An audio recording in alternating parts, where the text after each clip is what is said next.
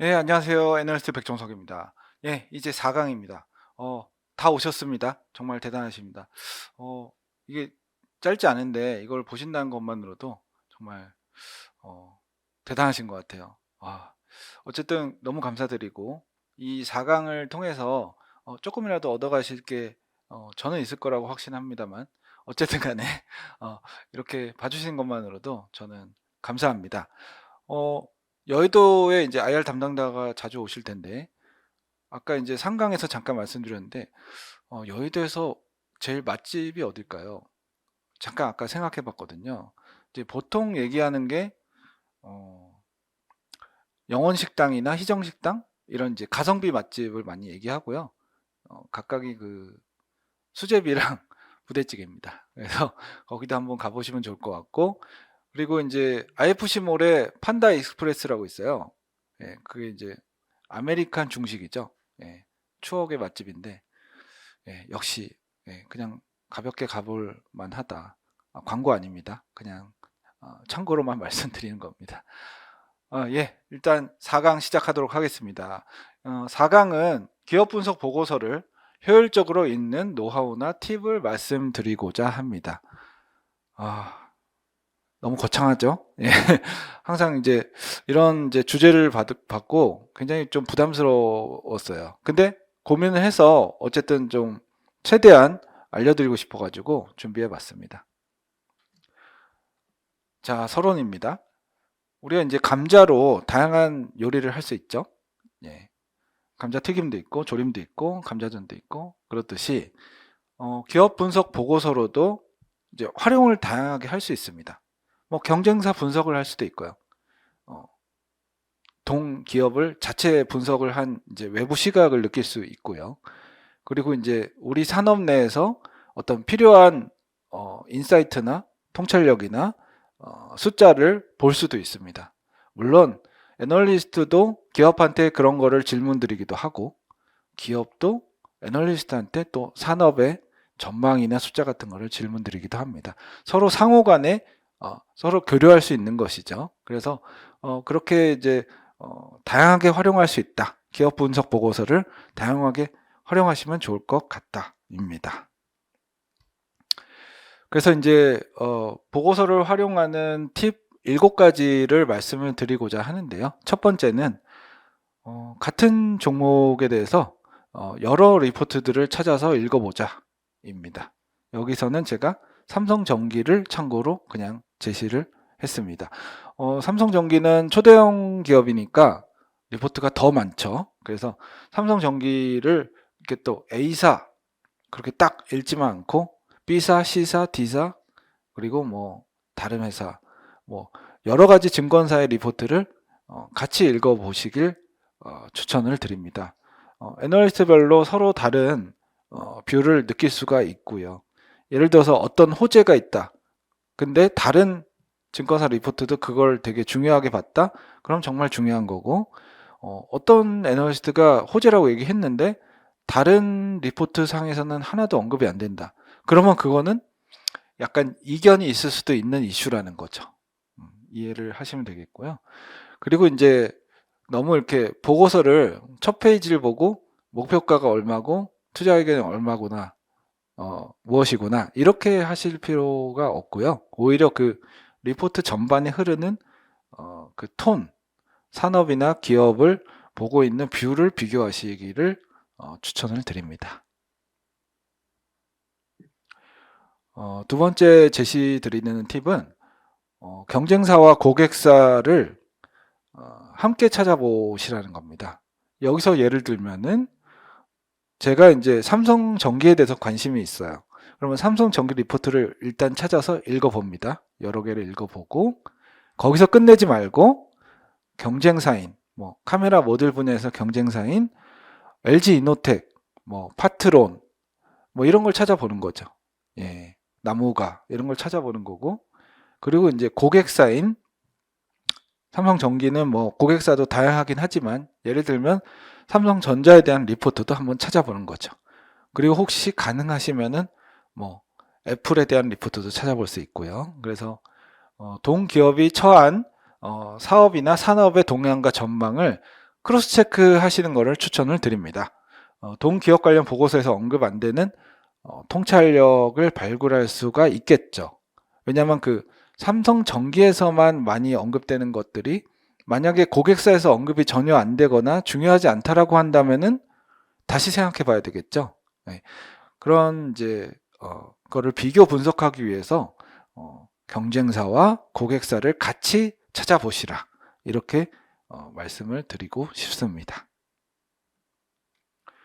그리고 이제 그 인덱스 리포트 읽기를 이제 습관화 하시라고 이제 추천을 드리고요.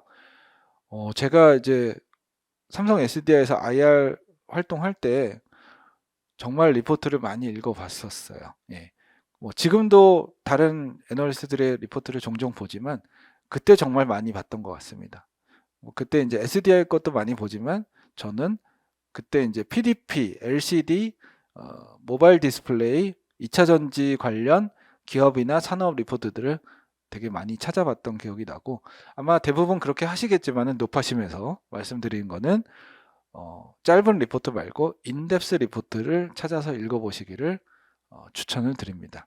아무래도 짧은 리포트에서는 많은 내용과 깊은 내용을 담을 수가 없어요. 그래서 일단 분량이 어느 정도 받쳐줘야 됩니다. 예, 받쳐주는 리포트, 긴 리포트를 자주 읽어보시기를 추천을 드립니다. 그리고 이제 조금 더 이제 여유가 되시면은 인덱스 리포트인데도 그 주제를 다른 때에서 다른 애널이나 혹은 같은 애널이 시기별로 중간에 나중에 어떻게 또 적고 있는지, 예를 들어서 제가 저희 리포트도 디스플레이 산업에 대해서 얘기를 했는데 어떤 기업에서 나중에 어떤 다른 또 디스플레이 관련 기업에서 디스플레이 산업에 대해서 코멘트하는 톤이 약간 달라질 겁니다. 당연히 달라지겠죠. 산업이 계속 바뀌니까요. 물론 이제 바뀌는 게 별로 없으면 비슷하게 얘기하겠지만, 그래서 그 산업에 대한 인사이트를 얻을 수 있는 게 그 인덱스 리포트들 간의 비교도 하면서 읽어보면은 더 이해하기 좋다, 더 공부가 된다, 이렇게 말씀을 드릴 수가 있겠습니다. 자, 네 번째 팁입니다. 사실 시간이 촉박할 때에만 첫 페이지 위주로 읽으시라고 이제 말씀을 드리고 싶고요. 숫자 위주로 첫 페이지 위주로 읽을 수밖에 없는 경우가 있습니다. 바쁠 때. 예. 그럴 때 그렇게 하시고 아까 뭐 이전 얘기하고 이제 비슷한 얘기인데 나쁜 습관이 될 수 있기 때문에 이제 긴 리포트 위주로 읽으시라. 이렇게 이제 추천을 드리고 짧은 리포트에서는 인사이트를 많이 획득할 수가 없습니다. 예. 명심하시고 명언이 있죠. No pain, no gain. 예. 이제 고통 없이는 이제 얻는 게 없죠. 그렇게 하시면 되겠습니다. 그리고 이제 증권사 이제 리포트 같은 경우는 이제 애널리스트의 낙관주의 편향을 조금 고려를 하셔야 될 것 같습니다. 이게 뭐 예민하게 보실 필요는 없는데 아무래도 증권사에서 리서치 센터에서 애널리스트로 근무를 하다 보면 이제 약간의 낙관주의 편향을 가질 수밖에 없게 됩니다. 왜냐면요, 여러 가지 이유가 있는데, 일단 이제 아시겠지만은 애널리스트는 그 지점 영업한테 가는 경우도 있지만 주로 이제 기관 투자자 향으로 이제 방문을 해서 세미나를 하는 경우가 많거든요. 그러면 이제 기관 투자자는 보통 액티브 펀드 투자자일 것이고 벤치마킹 이제 지수가 보통 코스피고 그러면 이제 보통 한 3, 400억의 펀드만 되더라도 작은 규모이긴 하지만 그런 경우에도 보통 한 70개에서 100개 가깝게 종목을 이제 깔아두게 됩니다. 물론 이제 그 안에서 경중을 이렇게 하긴 하지만 그래서 굉장히 그 많은 기업들을 보유하고 있고 그 기업, 그 산업에 대해서 세미나를 해달라고 했다는 것은 관심이 많다는 거고 보유하고 있을 가능성이 높습니다. 많든 적든. 근데 이제 거기서 이렇게 너무 안 좋은 얘기를 막 공격적으로 하기는 조금 부담스럽겠죠. 예. 그런 측면이 있다라는 거고, 그리고 이제 그런 거죠. 이게 애널리스트들이 막상 일하면 느끼시는 건데, 안 좋게 보면요. 안 좋게 보면 리포트를 안 쓰거나 덜 쓰게 됩니다. 왜냐하면 이제 애널리스트 사람인데 그 기업 그냥 그저 그래요라고 얘기를 그렇게 반복해서 쓰는 게 본인도 부담스럽거든요. 물론 요즘 용기 있는 애널들은 그렇게 쓰기도 합니다만 아무래도 좋은 거를 좋다고 얘기하는 게 마음이 편합니다. 예. 그저 그렇다, 나쁘다라는 얘기를 하는 거가 조금 부담스럽죠.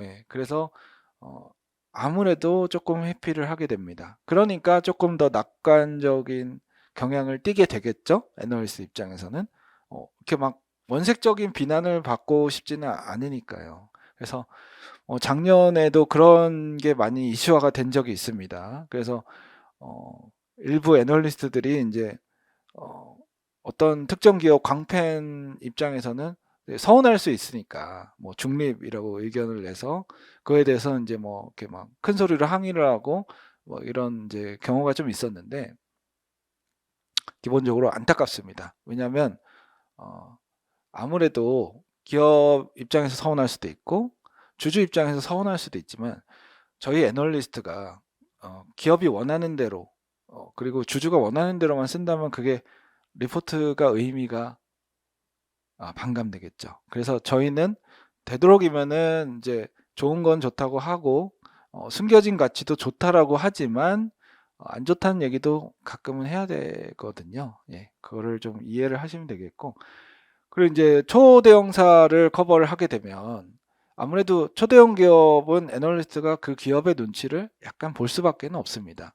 왜냐하면 이제 그 기업을 커버하는 애널리스트가 막 30명, 40명 이렇게 되거든요. 그러면 그 기업을 커버하는 애널 중에 어, 혹시 이제 밑보이면 미팅 같은 거 안 잡아주거나 아니면 뭐 행사 같은데 초대 안 해주거나 뭐 이럴까봐. 예, 그래서 약간 좀 눈치를 보는 경향이 있고 저도 눈치를 봤던 기억이 나네요. 예, 심하게 보진 않았습니다, 저는. 예, 그렇진 않았지만 어쨌든 눈치는 약간 본다. 그리고 이제 말이 나왔으니까 보통 이제 외사 애널들이 눈치를 안 보죠. 그래서 외사 애널이야말로 진정한 애널이고 국내사 애널들은 뭐 너무 애들이 비굴해. 뭐 이렇게 생각하실 수도 있는데 그렇게 하시는 분도 있나요? 네, 하실 수도 있는데 외사는 그 사람들이 대단해서 눈치를 덜 보거나 안 보는 게 아니고요. 구조가 눈치 안 봐도 돼서 안 보는 겁니다. 예, 무슨 얘기냐면 예를 들어서 국내사 애널이 이직해가지고 외사 애널이 되면 국내사일 때보다 외사 가면은 눈치 안 볼 겁니다. 왜냐하면 골드만삭스다 예를 들면 그러면 거기에 한국 브랜치의 애널리스트예요. 그러면 음, 뭐 여기 주주들이 간혹 항의를 하더라도 미국에 있는 골드만삭스의 본사에 있는 누군가한테 항의를 현실적으로 하겠어요? 예, 안 하겠죠? 예, 부담이 없죠. 예. 근데 이제 국내사는 뭐 항의하다 보면 금감원 민원 넣을 수도 있고 증권사에 막 온갖 부서에 항의 전화할 수도 있잖아요. 예, 그래서 기본적으로 외사 애널이 훌륭하고 국내사 애들은 조금 뭐 그렇다. 이거는 이제 약간 편견이다 이렇게 말씀을 드리고 싶습니다. 그래서 어, 이제 애로점입니다. 애널리스트로서 삶을 살면서 어, 낙관주의 편향을 조금 가질 수밖에 없다라는 얘기를 구구절절하게 말씀을 드렸습니다. 그래서 다만 저희 한국 IR 협의회 기업 리서치 센터의 리포트 같은 경우는 이러한 이제 낙관주의 경향을 되도록 배제하려고 처음부터 노력하고 있습니다. 왜냐하면 배제를 하려고 노력을 할 수 있고 그 기반이 되는 이유는 애널리스트는 이제 아까도 말씀드렸지만 기관 투자자를 방문해서 세미나를 한 경우가 많죠. 그러면 기관 투자자는 어떤 리워드를 줄까요? 그 애널리스트의 뷰가 좋았다라고 느낀다면 해당 증권사에 매매 주문을 많이 줌으로써 감사를 표시하게 되죠. 근데 저희 회사를 한번 보시면 저희 회사는 기본적으로 영업 기능하고 동반돼서 리서치를 하는 게 아니잖아요. 예, 그렇기 때문에 저희가 막 부풀려서 눈치 보면서 뭘 얘기할 필요가 없는 겁니다. 물론 사람이기 때문에 아예 눈치를 기업을 안 보지는 않습니다. 그렇지만 기본적으로 기업들한테 양해를 구합니다. 저희는 뭐 이렇게 막 세일즈 목적으로 리포트를 이렇게 쓸 의도가 없는 거고, 그게 저희의 강점이 되어야만 하는 상황입니다. 그래서 아무래도 낙관주의 경향은 최소화되게 됩니다. 예, 6번째 팁으로 제가 제시드릴 게 리포트의 다독을 통해서 애널리스트의 뉘앙스를 파악하자, 이렇게 말씀을 드립니다. 이게 무슨 얘기냐면, 이제 많이 읽다 보면요, 말 안 해도 느껴지는 게 있습니다. 예, 한마디로 말 안 해도 알겠어 라는 게 느껴지는 게 있습니다. 예를 들면 이런 거죠. 뭐 여기 써 있지만 제품력 개선 vs 단기적 실적 부진, 이렇게 리포트를 달았다. 이 얘기는 지금 단기적으로 매력이 너무 안 좋은데, 안 좋다고 얘기를 딱 달긴 그렇고, 그럴 때 이렇게 제목을 달게 되거든요. 예, 이해하셨죠? 그리고 이런 경우도 있습니다. 바이 의견을 유지하나 뭐뭐의 이유로 목표 주가는 하향 조정. 뭐 이러면은 이제 단기적 매력도는 떨어지고 있으니 그거를 염두에 두고 매매를 하시던가 하세요. 뭐 아니 견디셔도 되고. 근데 이제 그런 의미를 담은 것입니다. 단기 매력은 떨어진다. 그리고 이제 또 예를 하나 찾아본다면, 예를 들어서 이런 거죠. 사자성어로 리포트를 작성한 경우가 꽤 있어요. 예. 뭐 예를 들면 뭐 군계 일학 뭐 이런 거, 그런 거 이제 사자성어를 포함하거나 딱 사자성어로 리포트 제목을 낼 때, 그때 애널리스트의 심리는 무엇인가? 굉장히 자신감이 있다는 겁니다. 그 기업의 투자 매력에 대해서. 예, 보통 그렇습니다. 예, 그래서 사자성어를 이렇게 막 지고 뭐 산업 리포트나 기업 리포트를 썼다.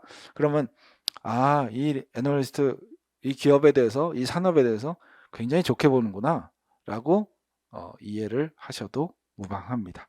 그래서 투자자가 다독을 하다 보면은 이러한 문장이나 표현, 뉘앙스 자연스럽게 느끼실 수가 있습니다. 그래서 이런 것들을 위해서라도 많은 리포트를 읽기를 추천을 드리고 싶습니다.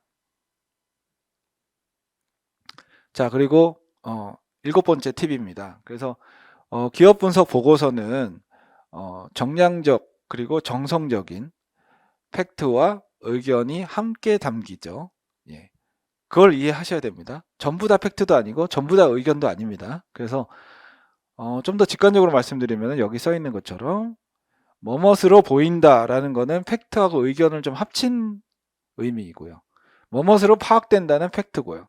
뭐뭇일 전망이다는 애널리스트 의견이죠. 근데 의견 중에도 기업의 의견을 많이 포함한 의견이 있고, 그냥 정말 애널리스트 단독의 의견도 있습니다. 그거는 문맥을 잘 보셔야 되고 사항을 이해하셔야 됩니다. 그런 거고, 뭐뭇으로 예상된다, 뭐뭇으로 판단된다, 이런 것들은 다 의견이니까요. 의견이다라는 걸 인지하시고 이해하시면 되겠습니다. 즉 팩트 부분과 의견 부분을 구분해서 유의해서 읽으시고 이해하시는 게 좋겠습니다. 그래서 너무 이렇게 막 다 팩트만 있겠지라고 생각하실 필요가 없다는 얘기고, 그러나 당연히 애널리스트로서는 팩트를 포함해서 리포트를 작성하게 됩니다. 자, 기업 분석 보고서는 기업과 산업의 이제 현황과 전망을 정성껏 담은 좋은 컨텐츠라고 말씀드리고 싶습니다. 종합예술이죠, 뭐 종합예술. 예. 그래서 기업 분석 보고서 읽기는 그 합리적이고 건전한 투자 판단에 분명히 도움이 될 것이고요. 기관 투자자, 개인 투자자 모두에게 투자의 판단은 중요한 가치이고, 그 판단에 도움을 드리고자 작성한 분석 보고서이기 때문에 사실 무거운 책임감을 갖고 저희 애널리스트들이 보고서를 작성을 하고 있습니다. 그래서 고민을 많이 하고 리포트를 낸다라고 조금 더 이해를 해주시면은 좋을 것 같고요. 그리고 이제 다독을 하시면서 어떤 산업이나 기업에 대한 인사이트, 통찰력을 얻어가시면은 정말 좋을 것 같습니다. 네, 노하우 팁에 대한 이 4강을 조금 마무리를 하자면, 기업 분석 보고서는 많이 읽을수록 좋다. 읽다 보면 계속 성장한다. 보고서는 다양하게 활용 가능하다. 이런 것들을 이해하시면 되겠고, 노파심에서 보고서를 읽을 때 좋은 팁 7가지를 제가 제시를 드렸습니다. 절대적인 기준이 아니고 그냥 참고로만 하시면 되겠습니다. 기업 분석 보고서는 산업의 기업의 현황과 전망을 담은 좋은 컨텐츠이고요. 담아내려고 노력을 많이 하고 있으니까요. 많이 응원을 부탁을 드리겠습니다. 예, 전체 강의를 좀 마무리를 하겠습니다. 이번 이제 1강에서 4강까지 기업 분석 보고서 독해법 How to Read Analyst Report라는 주제로 특히 이제 밸류에이션을 중심으로 좀 설명을 드렸습니다. 어떠셨는지 잘 모르겠어요. 밸류에이션은 기업 가치에 대한 그 애널리스트의 하나의 아이디어입니다. 그래서 그런 아이디어를 어떻게 전개해 나가는지 쭉 이해를 하시면 좋을 것 같고, 요번 이제 3강에서였죠. 그 실제로 스스로 애널리스트로서 간단하게 밸류에이션을 한번 해봤습니다. A사, E사, 목표 주가를 한번 해봤고, 어떠셨는지 모르겠습니다. 그리고 밸류에이션 적용 관련해서 몇 가지 산업별 팁 같은 것도 말씀을 드렸고요. 그래서 이 강의가 어떤 뭐 심오한 뭐 내용을 담았거나 그런 건 아닙니다. 아닌데 혹시 이제 보고서를 읽을 때 조금 더 효율적으로 잘 읽을 수 있게 하는 팁이나 노하우, 방법 뭐가 있을까에 대해서 제 나름 고민해서 작성해 봤고요. 도움이 되셨으면 좋겠습니다. 그래서 이제 저희 이제 애널리스트로서 그 저희 특히 한국 IR 협의회에서 애널리스트로서 어떤 일을 하고 있고 저희의 보고서 어떤 형식이고 어떻게 얻어가시면 된다라는 거를 정말 좀 말씀드리고 싶었습니다. 이번 기회를 통해서 생각보다 이제 굉장히 성의 있게 하고 있으니까요. 응원해 주시고 저희 또한 그 기업의 IR 담당자와 투자자를 응원하고 있습니다. 정말로. 저는 증권사 애널리스트 때 항상 그런 갈증이 있었거든요. 저희가 너무 그 기관 투자자나 지점 영업 어떤 이제 어떻게 보면 전체 투자자를 위하는 거는 뭐 리포트로 말은 하긴 하지만 세부적인 활동은 조금 그런 것들이 좀 부족하지 않나? 라는 생각을 항상 했었습니다. 그래서 그런 측면에서 저희가 제가 여기 한국 IR 협의회 기업 리서치 센터에 왔기 때문에 여기서 하는 일은 정말 철저하게 모든 투자자를 위해서 기업을 분석해서 어떤 다른 수단이 아니라 리포트를 통해서 말하는, 저는 리포트를 통해서 말하고 있습니다.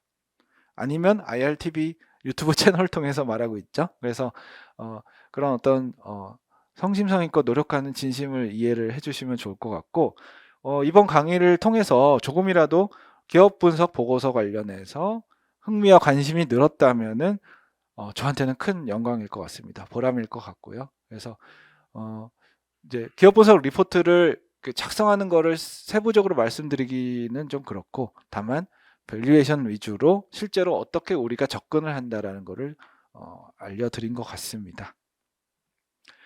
예, 감사하고요. 앞으로도 저희 IR 협의회, 한국 IR 협의회 기업 리서치 센터, 그리고 유튜브 IRTV 채널을 구독하시고 읽어주시고 봐주신다면은 투자에 여러 가지 큰 도움이 되실 거라고 저는 확신합니다. 이것으로써 강의를 마치도록 하겠습니다. 감사합니다.